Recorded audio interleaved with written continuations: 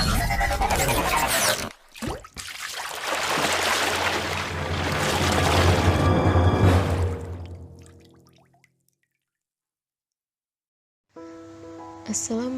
warahmatullahi wabarakatuh.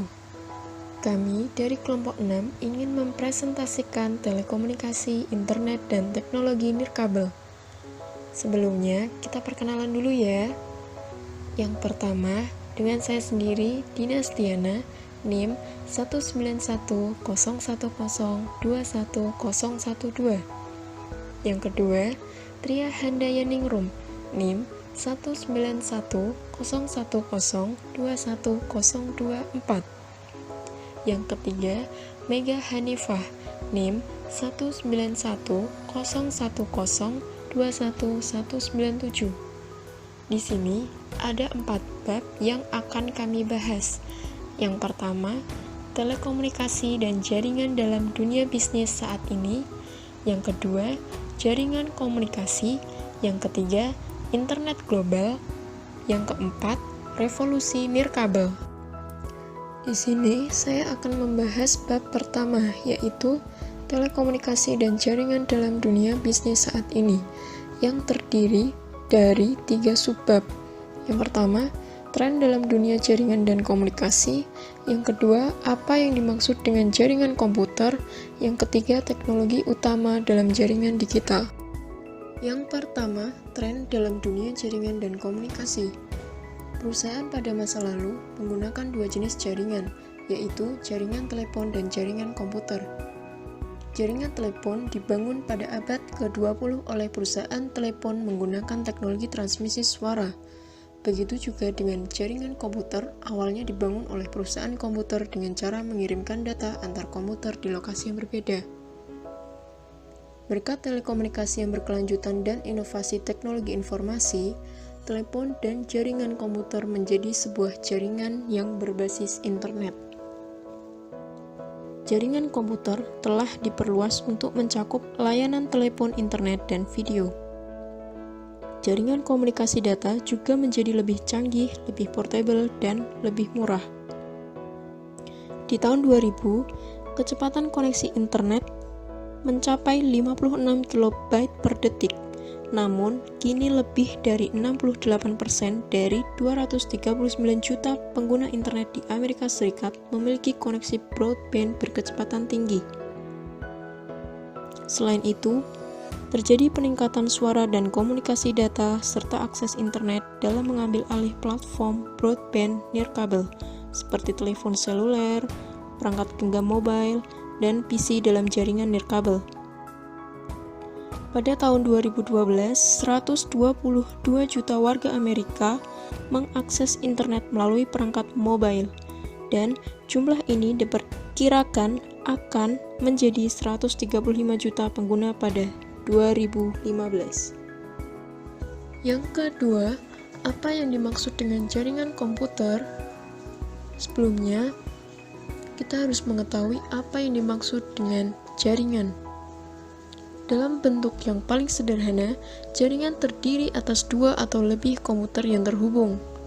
Komponen dari jaringan komputer yang sederhana yaitu komputer, sistem operasi jaringan atau network operator system yang berada di komputer khusus server, kabel yang menghubungkan perangkat, switch, dan router.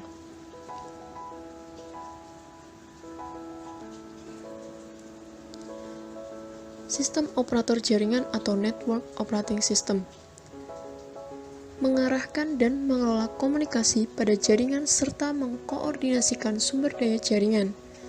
Network operating system dapat diletakkan di setiap komputer dalam jaringan atau ditempatkan komputer khusus server untuk semua aplikasi pada jaringan.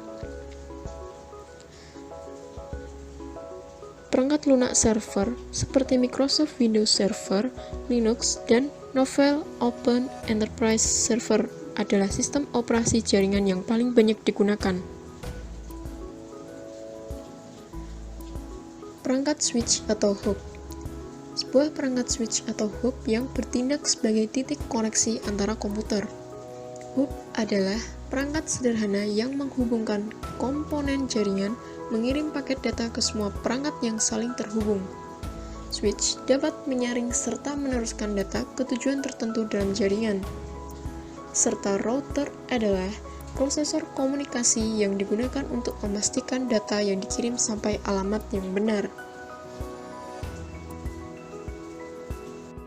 Yang ketiga, teknologi utama dalam jaringan digital. Jaringan digital dan internet masa kini didasarkan pada 3 teknologi utama. Yang pertama, komputer klien atau server merupakan model komputasi terdistribusi di mana beberapa dari daya pemrosesan terletak di dalam komputer klien.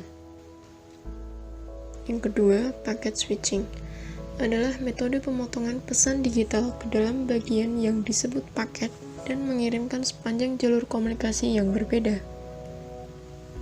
Yang ketiga, TCP atau IP dan konektivitas. Komponen yang berbeda dalam jaringan berkomunikasi satu sama lain hanya mematuhi seperangkat aturan yang disebut protokol.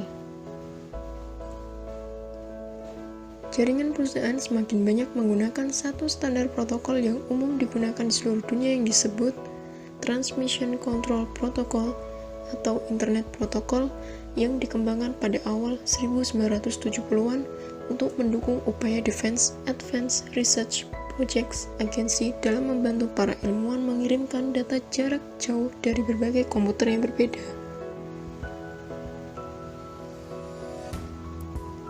TCP membentuk sambungan antara komputer, mengurutkan transfer paket, dan menyatakan paket yang dikirim.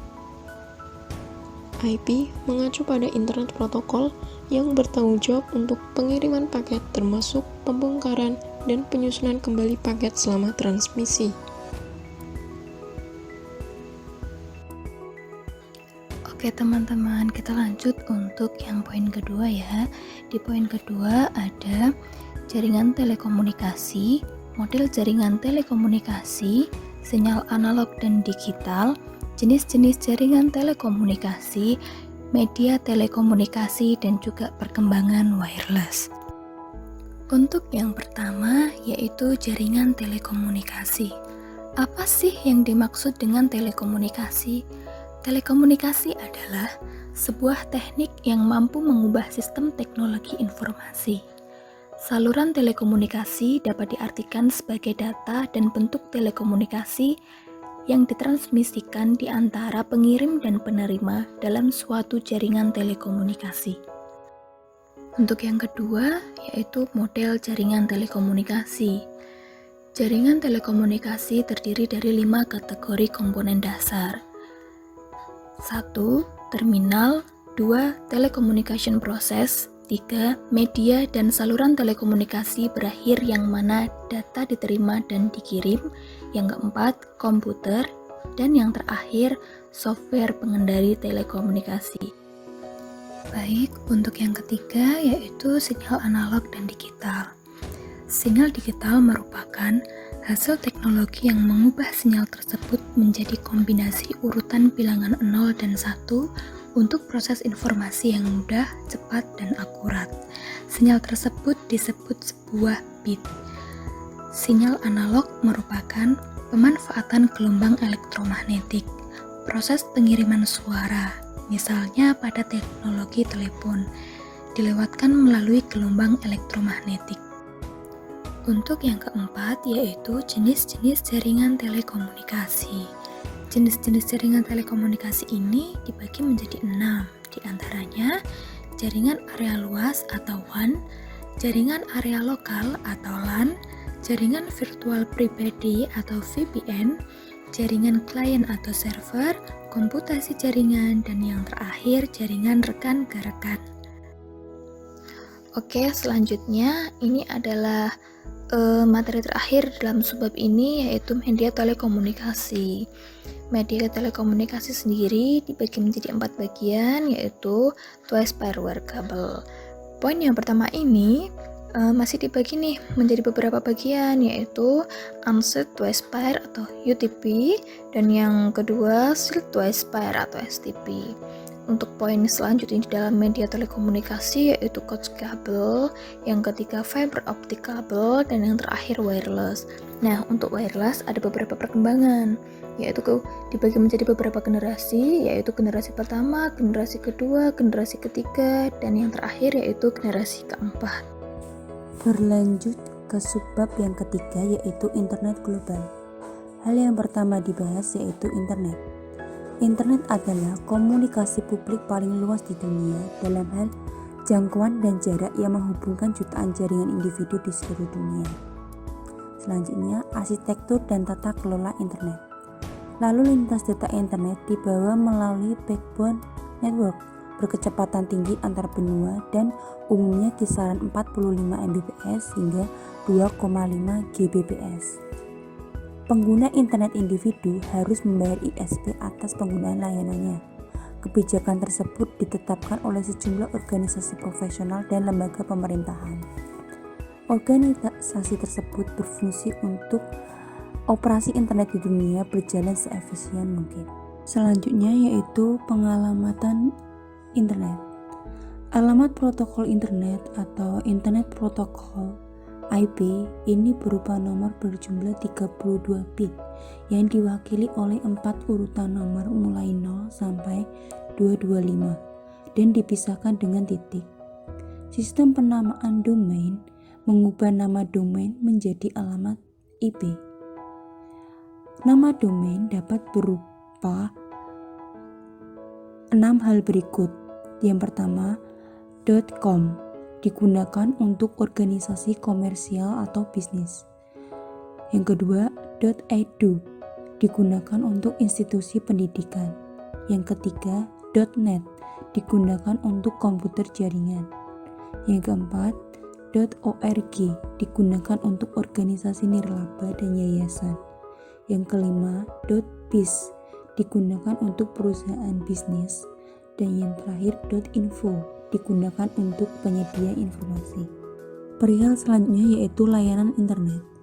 Layanan internet berfungsi untuk menghubungkan satu atau lebih program perangkat lunak. Contoh layanan internet meliputi surel, newsgroup, file transfer protocol, World Wide Web, dan Voice over IP.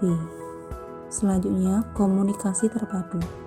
Komunikasi terpadu berfungsi untuk mengintegrasikan saluran yang berbeda untuk komunikasi suara, komunikasi data, pesan singkat, surel, dan konferensi elektronik menjadi satu layanan di mana pengguna dapat secara mudah beralih di antara mode komunikasi yang berbeda. Contoh layanan komunikasi terpadu yaitu jaringan pribadi virtual, web, hypertext, dan web server. Subbab selanjutnya yaitu revolusi nirkabel. Yang pertama, pembahasan mengenai sistem seluler.